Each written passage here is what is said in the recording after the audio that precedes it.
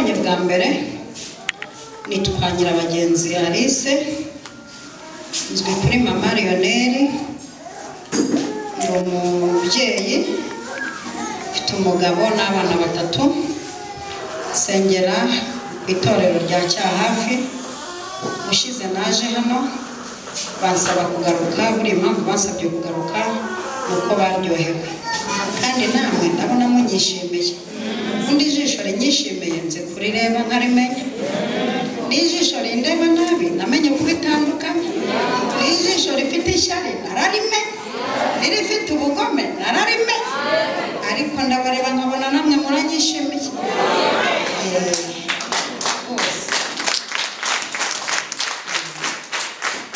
Ngiye kuganira amagambo y'Imana, Zaburi ya 95, kandi n'ukuri numva turi kugira ibihe byiza. Murongo uhere ku wa 2 urageza ku wa 7. Tujye mu maso ye tumushima, mu maso ye tujye mu maso ye tumushima, tumuvugirize impundu n'indirimbo, kuko Uwiteka ari Imana ikomeye, ni umwami ukomeye usumba ibigirwamana byose. Ikuzimu hari mu kuboko kwe, kandi impinga z'imisozi nazo nize. Inyanja niye niwe wayiremye, intoki ze nizo zabumbye ubutaka. Murongo wa 6, muze tumuramye twunamye, dupfukamire Uwiteka umuremyi wacu, kuko ari we Mana yacu, natwe turi abantu b'icyanya cye, turi intama zo mu cyanya, turi intama zo mu kuboko kwe. Uyu munsi icyama mukumva ijwi rye. uretse bakira rwose turasubira mu kanya abantu babicaye. Uyu munsi rero mfunge Bibiliya. Uyu munsi ukuntu gahunda zimeze ni mu ijambo, ni mu munsi w'ikinyuranyo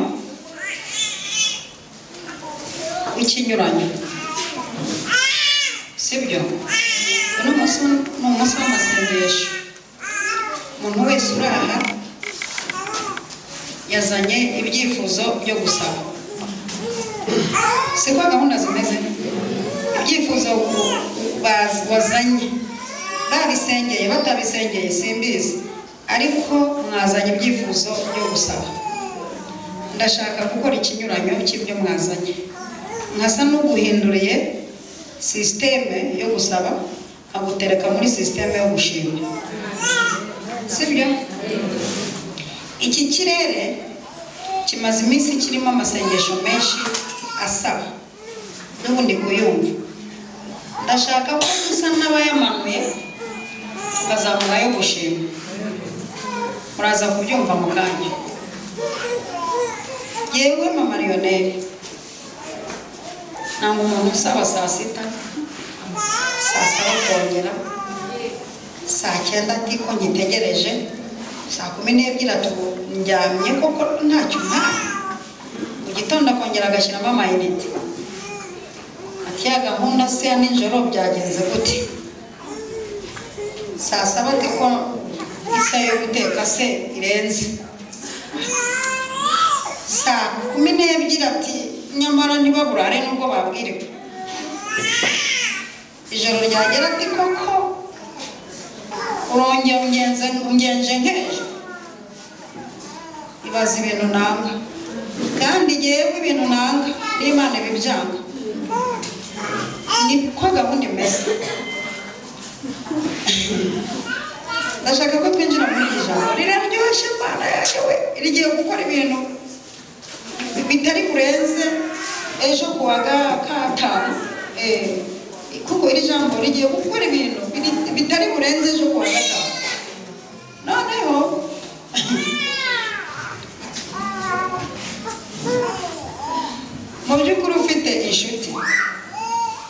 ebyiri wagiriye neza imwe igahuriza gusaba buri munsi kuko yakubonye amatwi gutanga indi gahuriza ishimye ibyo wayihaye wakomeye reka ndashaka ko tujya muri iri jambo ariko wabaye sinyakunda kubwiriza abantu bari mu kigare cya Haleluya na Mema ndashaka ko duhaguruka neza muri fondasiyo tugataha n'amarido agiyeho ndashaka ko duhagurukira neza muri garidiyene tugataha PhD nayo tuyoboje numvise story nyinga muri primaire ko hari umugabo wakoraga kwa padiri ngo ari munsi y'ikigo akora isuku ngo padiri aramureba ari mu giti cy'ipera akajya afata ipera akarimuterera ngo Merisi padiri akongera Merisi padiri akumva ko Merisi ya buri mwanya iraryoshye akongera Merisi rero ngo yamaze amapera ya padiri ako mama barashaka ko tujya mu ijambo murumva mutatangiye kumva icyo ndi muvuga gabanya ntugira ubwoba kuko mukanya ndabavuga cyane systeme y'ijambo mwatangiye kuyumva ndashaka ko tumanura ibintu biri mu kirere bya mama tukabimanuza shimwa ibyo waduhaye ndashaka ko mukanya dukurura ibintu Imana yaduhaye Haleluya turayitera mukanya ndabizi mukanya muraba mwishyiramo ntacyo mubabashije hanyuma ikintu cyitwa gushima ikintu cyitwa amashimwe gushima mu minsi ishize nibutse umuntu wambaye igitenge kigura 100 cyitwa Super nibuka ko hari abandi bazimbeshye ntibazimbe ntazibabajije ntazibasabye noneho nza kwibuka ko uyu muntu we yabikoze ntanabimusabye mvuye mu masengesho numva hajemo kumutelefona ntabwo aba mu Rwanda ndamubwira ngo turi kuvugana ndi gusinga cya gitenge wamaye umva ndacyagushimira n'inshuro gatatu nyambaye ndacyagushimira ko wanyambitse umwenda uhenze igitumye ngushimiye nuko nibutse ababimbeshye ntibabikora arangije ahita afunga ivarize yuzuye imyenda ihenze kurusha icyo gitenge aturashimiye numva ndafashijwe none mise muherereza ibindi byangezeho mu Rwanda bivuye ku kintu cyitwa gushima ndashaka kubasetinga mu muco wo gushima iby'Imana yakoze nicyo cyigisho mfite amasaha kuyishimira ibyo yakoze nubura ishimwe ry'uku kwezi utambukane irya cyagiye ugeze ku maternity bakubwiye ngo sunika umwana arahageze basiryo urizamure mu kirere ku buryo rihita rijya hejuru y'amagambo yo gusaba witeka akavuga ati uwo muntu ushimye muzaniye ikindi kintu akarambona natangiye kubyumva icyo nshaka mwakime naho ni ukuvuga n'abagabo mwicaye mwanga abagore bahora bababwira ngo umunyu washize n'isabune bishirira rimwe n'igitunguru no hasigaye cyo guteka ku mugoroba kandi na mituweli wibuke ko mu kwezi gutaha izaba irangiye unibuke ko ejo ukwezi kw'ituzageze umutekano avuye aha uw'isuku nawe ejo yari yaje ibyo barabya ibaza ibintu banga ari abagabo inshuro nyinshi hari n'igihe bataha bwije bitewe n'izo stress bagacunga amagambo yo gusaba bashize mu kanwa mugeze ku buriri utakivuga ibyashize akabona gukomanga agataha bashaka kukwangisha gusaba agukundisha gushima arokore b'iki gihe ndashaka kubigisha gushima utaza kuvuga ko impamvu nje gutegura amagambo yo gushima ntabwo ndagera ahantu hadanje taza kugira ngo wenda nibi naho Imana ingejeje ndashaka kugukura aho ngaho uri ndashaka kukuroba mu kintu cyitwa guhora nagiye mu butayu ngiye gusaba iki ejo ngiye mu bundi ntabwo ndi gusiba ijambo rivuga ngo yemwe abibutse Uwiteka ni mu gatuza ntabwo ndiri kure ahubwo ndashaka ko kwiga no gushima uyu munsi turasabisha amasengesho yo gushima kandi narayishuriwe ko ari gukora ikintu gikomeye kirenze icyo wasabye Haleluya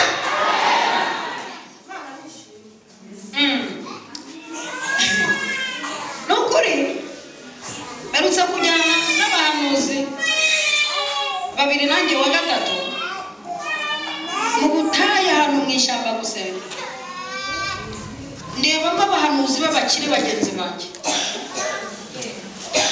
Turazamuka nababwira n'icyifuzo cyo gusengera ni uyoboye nige wayateguye turasenga tuhageze n'ijye ufata ijambo mbere. Nababwira nti mwicaye mwatuje batera. Ikintu cya mbere kiri gutuma Imana yumva byihuse aya masengesho, dutereye iri shyamba ibiryo bihari, turitereye twarabyaye, turitereye kuri konte no mu rugo hari amafaranga, turitereye minerivare z'abana zishyuye, turitereye abakozi bo mu rugo nabo mu kazi bishyuye. Muri make uko turaba ntabwo tugiye gusenga amasengesho yitwa amatakira ngo yatera Imana iseseme. Amasengesho usenga watatswe ayo ngayo atera Imana iseseme. Nanabikubwiza uti gusenga watatswe byakubayeho byinshi, arya amasengesho sinyanya amahirwe, ahubwo dore amasengesho nk'amahirwe ni bene nkaje usenga utaganya. Kiya mu muremyi yavuze ngo numiteho mukiza we umukonganya, umva maganya ikintu yamubwiye, ugenderera abandi nanjye ntusige nibanze ingendere. Ubu rero ntundire n'umurikiro wo mu munwa ubabaye uvuga ko muvangiye ku byifuzo byakuzanye. Nje kukubwira igituma uri butabarwe vuba muri uku kwezi, ni amashimwe agiye gutuma utabarwa. Haleluya! Barishimwe nimba baranakubenze hari amashimwe yihisha mu kuberwa. Icya mbere ugejeje mu myaka wo gushaka abo mwavukiye rimwe baryamye rusoro, iryo ni ishimwe riruta kuberwa. Icya kabiri wari waragize ibimenyetso byo kuberwa, kuba warabengutswe byonyine, iryo ni irindi shimwe.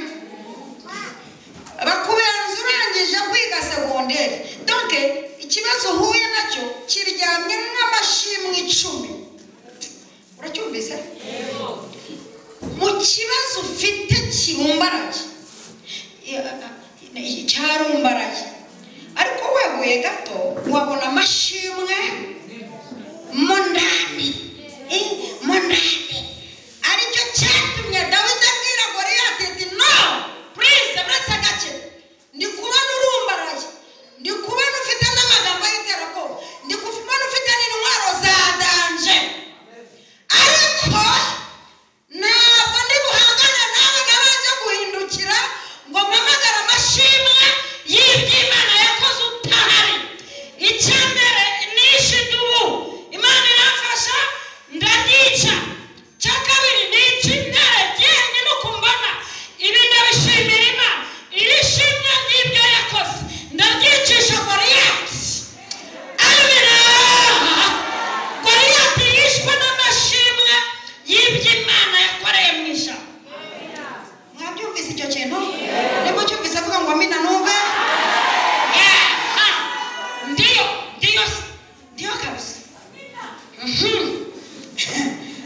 Kugeza ubwo Dawidi yatambiye Uwiteka, mbega ntabwo nzi njyana nimba ari igisirimba nimba ari ikinyarwanda, ariko ngo yacaga ikibungo, ngo yacaga ikibungo.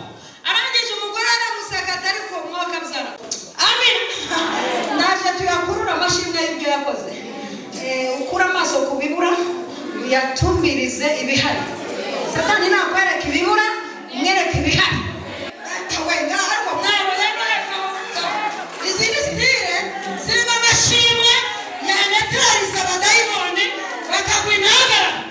Ndashaka kuri ko muco gusaba ukandiza iminota 30 usigaje tukinjira mu kirere cy'amashimwe, maze tukareba amasengesho yabereye ku isi yose iriri gukora kurusha ayandi, ni iri ry'Inyakarungo ririmo amashimwe. Mbega tujye mu maso ye, mbega tugitunguka mu maso ye, dutangira tumushima, tumuvugiriza n'impundu, mbega dutangiza amashimwe. Warakoze na nabyaye baravuze ko nzapfa nabyaye warakoze nashatse baranzinze bavuga ngo sinzava kwishika warakoze waramfunguye abantu banyiniyo bateze twe twabona warakoze wamaye kwiga data yapfuye atazi kwandika serubyicegera byinshi warakoze muze mu maso ye mushima haleluya cyane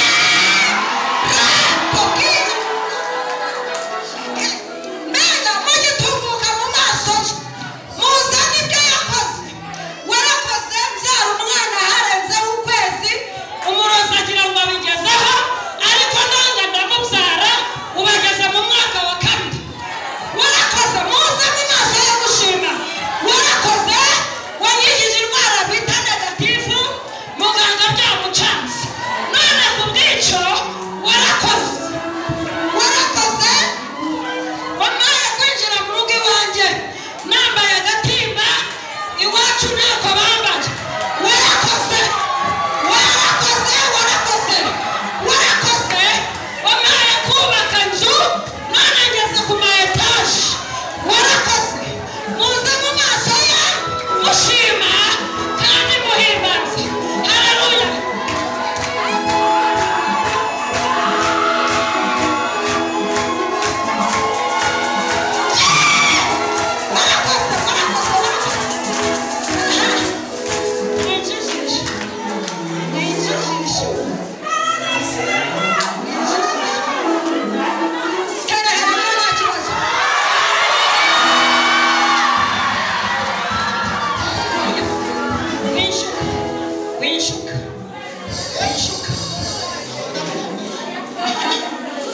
urumva bitaje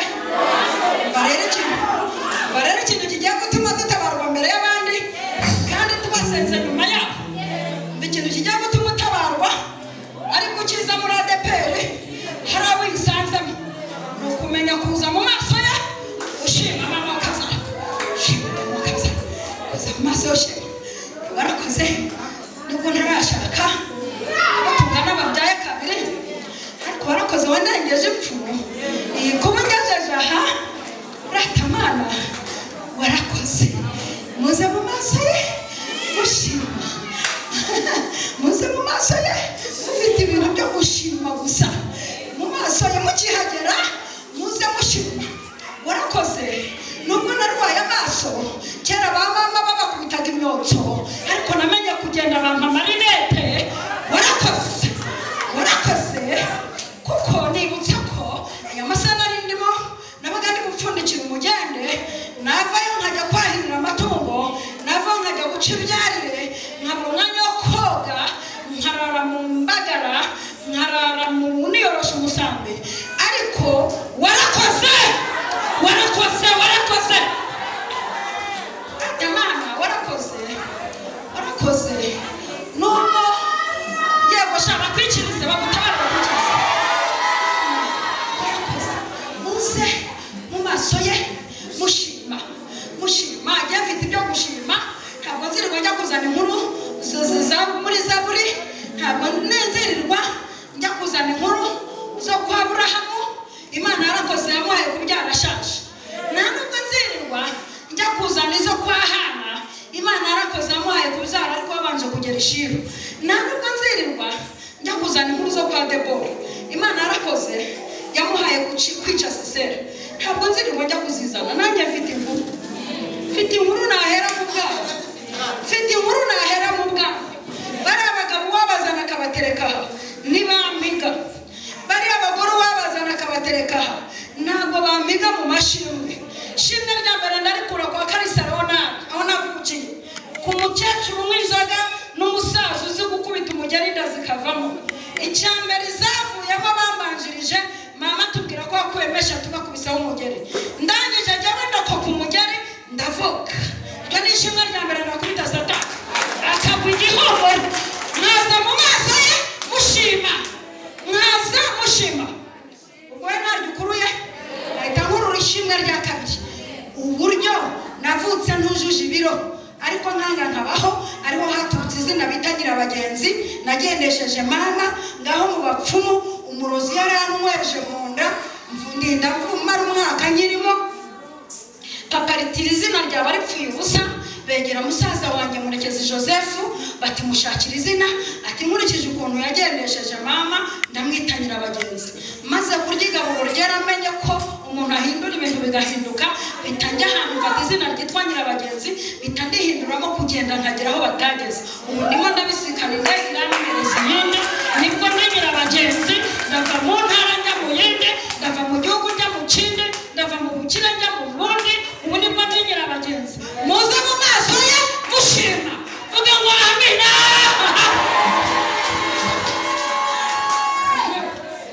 Nawe wagize ibyo ukwega ko ndumva ikiganza gikiza indwara zananiranye hano, ni kucyumva. Ndi kumva Imana iri gukiza ibikanu, ndi kumva Imana iri gukiza imigongo yananiranye, ndi kumva Imana iri guhandura mu nda, ndi kumva Imana iri guhandura imbavu, ndi kumva Imana iri gutokora amaraso, ndi kuyumva we. Imana yaje, ndi kuyumva, ariko nayumva nagira muze mu maso ye mushima. Niko Bibiliya ivuga. Wa murongo ukurikiyeho wa gatatu. Yego. kuko Uwiteka ari Imana ikomeye. Yego. Umwami ukomeye. Yego. Usumba ibigirwamana byose. Yego. Babisubira hariya. Kuko Uwiteka Imana ari Imana ikomeye. Utaza kugira ngo ikomeye nka Beto nabonye hariya Nyabugogo ibikamyo bica hejuru ikameneka. Utaza kugira ngo ni Dagoni bayitembagaje ndeba ntiyigeze irema n'igipupe. Utaza kugira ngo nashera byarayicanze. Utaza kugira ngo ni Nyabingi Abanyarwanda nabo bayirambitse hasi bakurikira yambukije Abisiraheli inyanja. Za Nyabingi Abanyarwanda bazimye umuterekero bakurikira yambyaje gatatu, bakurikira Imana ivuga bikaba yategeka bigakomera. Basogokuru baresize Imana bakurikira yatanze ibiryo i Samariya ejo nk'iki gihe. Iyi Mana rero data wa twese uri mu ijuru, izina ryawe niryubahirwe hano, ngo kuko Uwiteka ari Imana ikomeye. Ubundi ni uku nguku yewe amarionere bavuga ngo nakabya kumva nkorera Imana ikomeye, mba numva uzingira ikimina. Ubu muri na minsi nababwiye ko ndi umwambi uhinduranye, kumva narakurikiye Imana ikomeye, ndi kuvugira Imana ikomeye, ndi gusenga Imana ikomeye. Ntabwo Miriyamu yaza hano ngo ambwire ibyo ku nyanja uburyo yabambukije, bageze hakurya bagatangira kuririmba gukomera kwayo, bakavuga ngo Uwiteka ni intwari mu ntambara, Uwiteka ni ryo zina rye, warambuye ukuboko kwawe sirabamira, kubw'imbabazi zawe wagiye imbere y'abacunguye. Ntabwo baza kuririmba gukomera kwayo ngo bamige. Nanjye nahita nzamura amashimwe y'uburyo navuye kuri purafu baranzinze, baravuze ko nzapfa ntashatse, nkategereza umugabo imyaka 11 yarankoye. Iryo ni ishimwe ryahura rimwe rigapika irindi, kuko byari bikomeye mu myaka 11 ndimo nsaza numva Imana ikambwira ngo izangirira neza. Ndi mu minsi y'ubukererwe Imana ikambwira iti nzakurengera. Ndi mu minsi yo kuvuga ngo birarangiye Imana ikambwira iti nzashyiramo n'indishyi z'akababaro. None Uwiteka binduniye muri uyu mwaka wa 2022 ni umwaka ngomba gufata ibintu nigeze mfata. Nanjye ndihanuriye mu izina rya Yesu. Haleluya cyane we. Ni umwami ukomeye usumba byose, asumba byose. Asumba wakubwiye ko uzapfa udakiza, asumba wakubwiye ko uzapfa utikamiye n'ay'umuyenzi. Sibyo ko amata y'umuyenzi atanyobwa. Asumba wakubwiye ko uzabimuka, ni ukuri nubona ubaye muka uzangaye. Ni ukuri nibyo bikubwirira hera, nubona ubaye muka waraje mu marembo y'ushego uzangaye. Isumba iyi Mana isumba wakubwiye ko uzapfa ntacyo wigejejeho, iramusumba.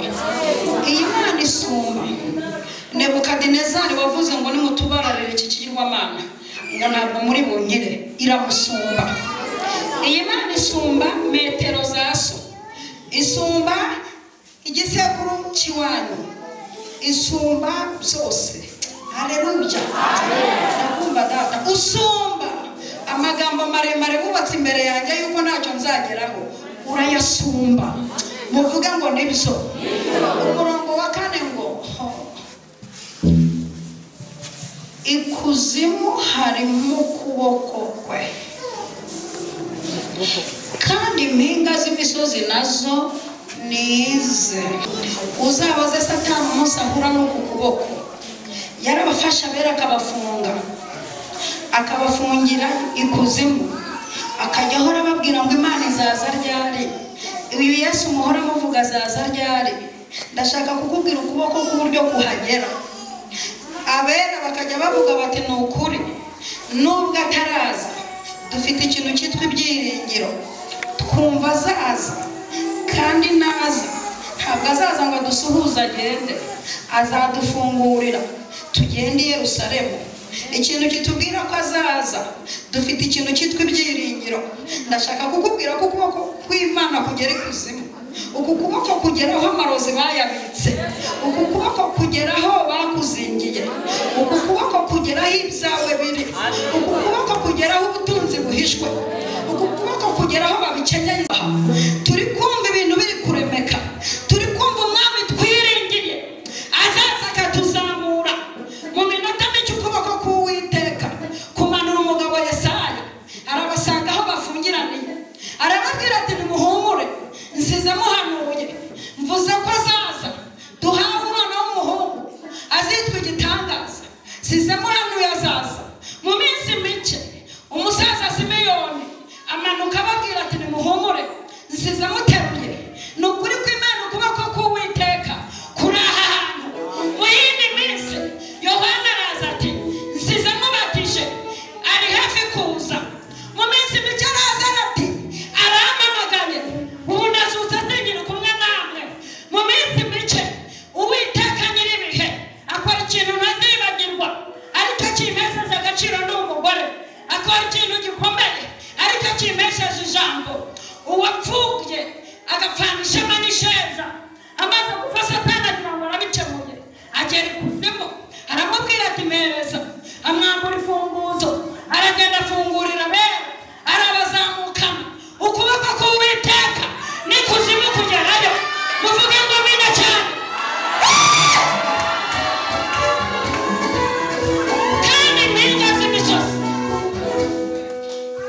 kandi impinga z'imisozi nazo neza, nazo neza.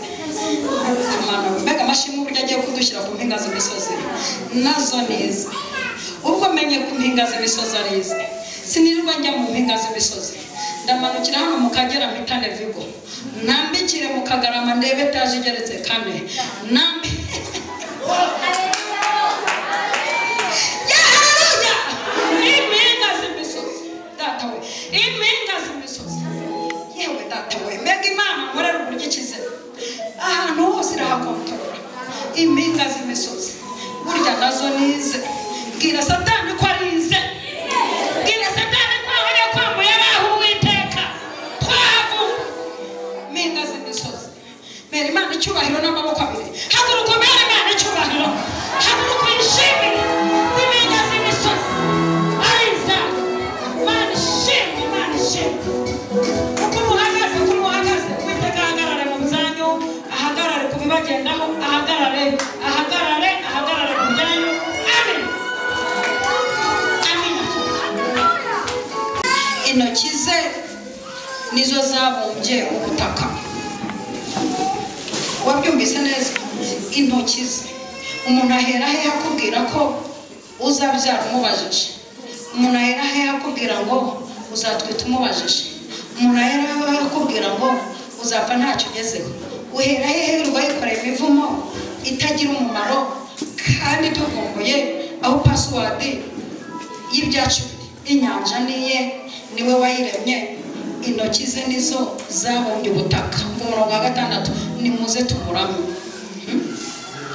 Abantu mwese nimuze tumurame. Umuhanga wo kurya iby'Imana ayishimira n'ibyo itarakora akabibona nk'ibikozwe.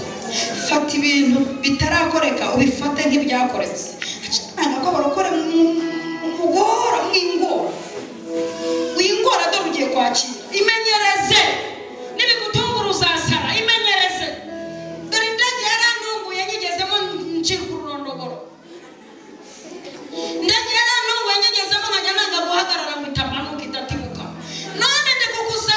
cyumba cy'ibyo utarashikira ngo bifatanye ibihari ugatinda kubyumva. Wambabariye ibi bintu ukabifata nk'ubihagazemo ko bigutiza ibiro byo gushima. Haleluya. Tangira witwara nk'umuntu baraye batwikuruye wakoze ubukwe kandi ntaje ufite. Tangira witwara nk'umuntu wari umushahara w'ukwezi kandi utaradepoza. Tangira witwara nk'umuntu uri wicaye mu modoka kandi wicaye muri sako. Tangira witware nk'umuntu wasubijwe. Amina. Amina. Amina. Tangira ubifatanye ibihari. Kuko uyu mwaka Imana igiye gukora ibintu itavuze. Uyu mwaka wa 2022 Imana igiye gukora ibintu itavuze kuko abantu bamenyereye kuza bavuga ngo bari yarabimbwiye. Hari ikinyurano igiye gukora ibintu itigeze ivuga. Nimba ubyakiriye haguruka uvuga ngo amina.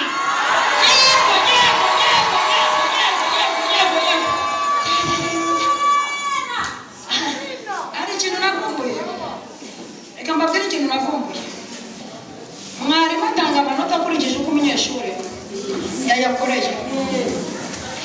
Iyi Mana nayo ijya igira raporo ihabwa yuko umuntu yitwaye mu rusengero. Abantu bakoze amashyi badebeka ku gafoto karahari. Abateye haleluya batabishaka akagofoto karahari. Abashishikaye bakabyakira nk'ibije ako kanya akagafoto karahari. Hari igihe rero barokore muzagira ngo abahanuzi turacyakoreshwa nka cyagiye muri 2021 twakubwira ngo tera haleluya yo kwakira abantu bakajya bakira wicara. Muve mu bintu by'idini mujye mu mwuka mbabwira uburyo witeka aze gukora ibintu atigeze avuga. Iki kintu wacyumvise ntuza we. Aje kuguhenza atigeze avuga. Aje kuguha abana atigeze avuga. Aje kuguha akazi atigeze avuga. Aje kuguha igisubizo atigeze avuga. Aje gukorera muri ibyo n'ibwira nzabagirira. N'amahoro. Hari ibisubizo tukubanye wajya atigeze avuga.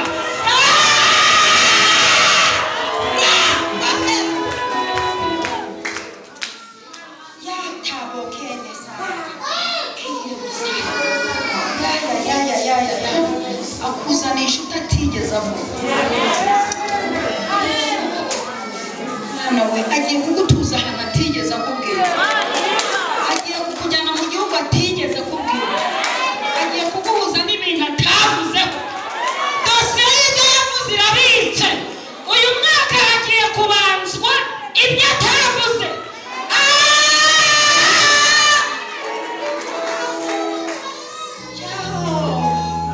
Ndabyakiriye kwa niryo Mugabe Jean Paul tubyaranye gatatu. Ibyo atigeze avuga. Ndabyakiriye mu kazi mu isoko rya Nyarugenge wo nkorera aho atigeze avuga. Ndabyakiriye aho ntuye ibyo atigeze avuga. Ndabyakiriye aho ngenda ibyo atigeze avuga. Ndabyakiriye mu hafi na kure ibyo atigeze avuga. Ndabyakiriye mu mihanda y'igitaka n'iya kaburimbo ibyo atigeze avuga. Ndabyakiriye mu ikorosi ry'iburyo n'iby'ibumoso ibyo atigeze avuga. Surprise y'Uwiteka. Aravuga ngo ndabyakiriye. Nimuze rero tumurane. Nimuze tumurane. Tumurane twubamye. Tumurane dupfukamye. Uwiteka n'umuremyi wacu. Nimuze tumurane. Izi minota ibiri gusa. Ibiri gusa ntuyirenze. Ibiri gusa tumuramye. Tumuramye twubamye, tumuramye dupfukama, tumuramye. Ibiri yo kumuramya kugira ngo mbone uko nakira ibintu azanye atavuze. Ndabyakira mu njyana yishyiriremo umuntu ushaka kumuramya.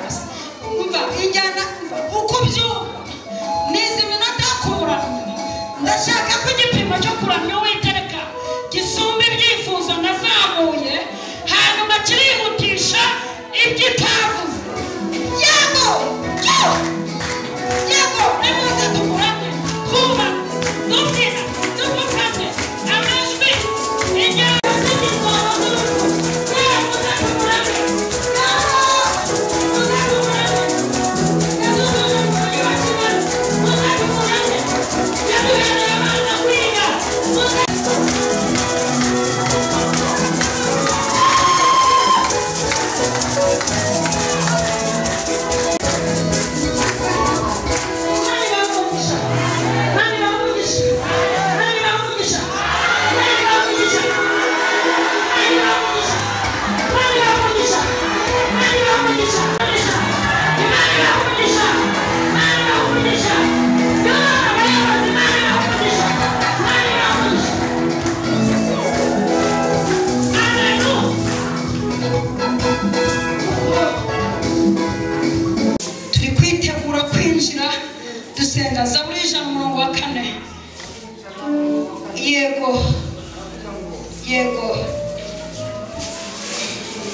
mwinjire mu marembo ye mushima mwinjire mu marembo ye mushima no mu bikari bye no mu bikari byo muhimbaza mumushime musingize izina rye haleluya mwinjire mu marembo ye mushima no mu bikari byo muhimbaza mumushime musingize izina rye unyarukira muri Luka 17 nyarukira muri Luka 17 umurongo wa 16 Zaburi ijana iraryoshye we mwinjire mu marembo ye mushima haleluya giruta mwinjire mu marembo ye mushima no mu bikari byo muhimbaza nimumara kugera mu bikari ahantu batareba mutangire mu muhimbaze niko Bibiliya ivuze mwinjire mushima nimugera mu bikari muhimbaze muvuga ngo amina cyane hanyuma mumushime nimurangiza musingize izina rye nimurangiza musingize izina rye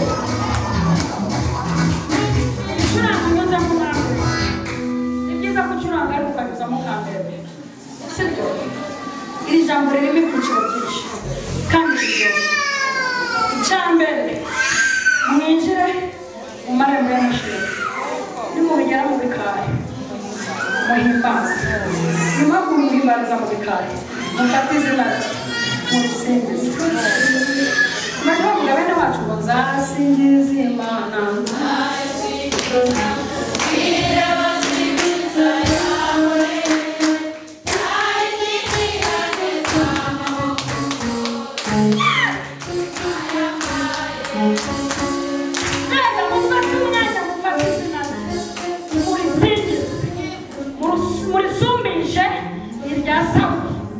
murisumbishe irya sawa kuryaye murisumbishe amazina yose mwumvise murisumbishe irya bababeshe ibintu ntibagaye murisumbishe murifate murisingize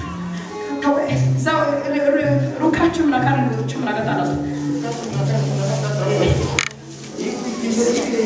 yikubita imbere y'ibirenge bye aramushima kandi uwo yari umusamariya wikubise imbere y'ibirenge bya Yesu nta kindi kintu yavuze aravuze ngo ushimwe uyu muntu ntabwo ari uko ibibazo byari byarangiye muyobozi wanjye turi ku ijambo ryo gushima twatangiye tuvuga ko iki kirere cyuzuyemo amasengesho yo gusaba isi yose iri gusaba twakoze ikinyuranye twe turazamura amasengesho yo gushima kugira ngo amasengesho yo gushima aduheshe ibyo data yavuze natangiye kuvuga ko umuntu wo gusaba nta gikundiro agira murumva ngo mana nanjye ntabwo umuntu usaba buri munsi nimba muhakaniye saa sita urabagomera iyi mana muri ino minsi iri gukorana n'itimu y'abantu bafite amagambo yo kwishima turagushimiye ko muri covid turi muri guma mu rugo twariye saa sita na nijoro kandi tudakora turagushimiye ko twakubonye muri guma mu rugo ariko twanyweye igikoma kiryoshye n'isukari ikoze turagushimiye ko muri guma mu rugo twakubonye akazi kahagaze muri covid turakubonye tubonye tugejeje izi saha tutaguye ikaninya tutaguye mu mabomba ngo baraducogoremo ngaya amasengesho muri uyu munsi dushaka kuzamura kandi akabisikana n'ibyo dushaka tutiboneza uyu mugore rero ageze imbere ya Yesu aravuga ati njyewe nta kintu nsaba n'ubwo bihari ngo yikubita imbere yubamye aramushima Efeso 5:20 yikubita imbere y'ibirenge bye aramushima kandi uwo yari umusamariya ibaze umusamariya kora bitagani baturusha no gushima akaza tugeshingiye ku kintu Imana yavuze hano ushize naje guterana ikagikora kuko abantu bashima ibyo Imana akora agahita atanga ishimwe riteguza hati itazagikora ntacyo afite agahita atanga ishimwe Efeso 5:20 avuga ngo mujye mushima Imana data wa twese kubw'ibintu byose mubishimira mu izina ry'Umwana umva ijambo shaka mujye mushima Imana data wa twese kubw'ibintu byose ndagushimiye ko mfite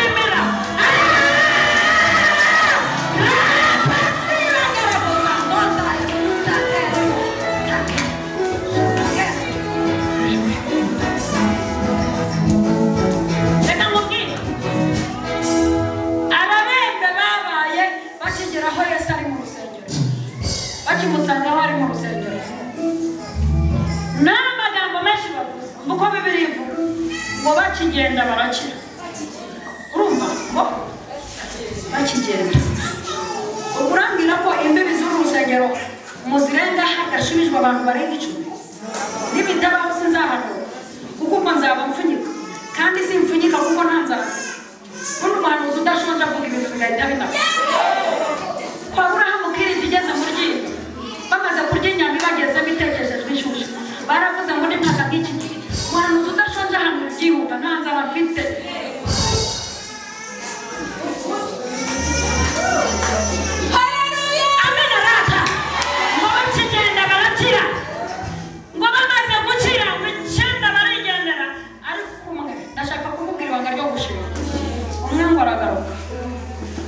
batunguka mu marembo yaho yakiriye ayishimye agera mu bikari bye ayihimbaza sinitaye ku 9 batagarutse nitaye ku cyo bankoreye kandi nabona icyo bankoreye kigiye kugira ikindi Imana yakoze cyane ubusara imbaraga za cyane ziragera ziraje imbaraga zakoze cyane gitangaza ziragarutse ibiganza byarabye wa munsi biragarutse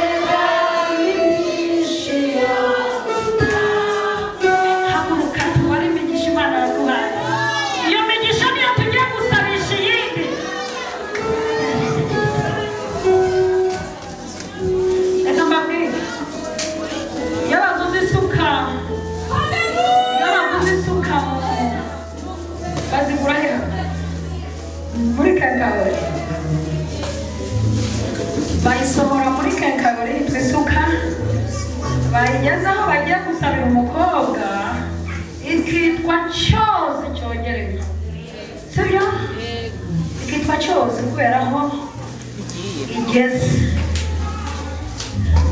hari ibintu tugiye guhindurira amazina kubera ko bitugezeho ni ukuvuga ngo tugiye kubara imigisha mu isengesho Imana imaze kuduha ntusige n'umwe iyo migisha tugiye gukora nk'igihuru cyayo nk'ikirundo cyayo tuyizamura imbere y'Uwiteka tuyisabisha ibindi ibi warabikoze haba icyubahiro tukuramburiye amaboko uyu mwana wa gatatu waramumbyaje muramburiye amaboko uru rugo narwinjiyemo ubukwe barabwishe none gusaziyemo muramburiye amaboko ushize rwashatse gusenyuka uraza urarwubaka muramburiye amaboko ndabona imbere yanjye ugiye kunsumbisha abagenzi banjye muramburiye amaboko ibisubizo ndi kubona imbere yanjye birakaze muramburiye amaboko tugiye gufata ibizimana yakoze niba utavyibuka basubiza n'ibyejo bundi muri covid